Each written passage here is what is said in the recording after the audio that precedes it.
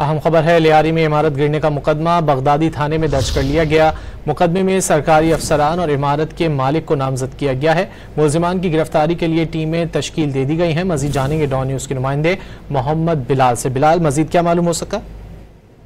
जी बिल्कुल, देखिए लियारी में बिल्डिंग गिरने के मामले पर पुलिस ने वाकई का मुकदमा बगदादी थाने में दर्ज कर लिया है। मुकदमे में सरकारी अफसरान और बिल्डिंग के मालकान को नामजद किया गया है, जबकि जराये की जानिब से ये भी कहा गया है कि मुलजिमान की गिरफ्तारी के लिए टीमें तश्कील दे दी गई हैं, जबकि FIR की कॉपी को भी सील कर दिया गया है। दूसरी जानिब डिस्ट्रिक्ट सिटी पुलिस की जानिब से मुख्तलिफ कार्रवाइयां की गई हैं और लियारी बगदादी थाने में मुलव्विस 10 से ज्यादा अफराद हिरासत में लिए गए हैं। जेर हिरासत अफराद में 7 SSBC अफसरान शामिल है। हिरासत में लिए गए अफराद में फ्लैट के मालकान भी शामिल है। हिरासत अफराद को तफ्तीश के लिए नामालूम मकाम पर भी मुंतकिल कर दिया गया है, जबकि SBC अफसरान इमारत की अप्रूवल से लेकर अब बनने तक वाबस्ता है। फ्लैट मालकान की जानिब से फ्लैट किराए पर दिए गए थे, उनको भी नामजद किए गए।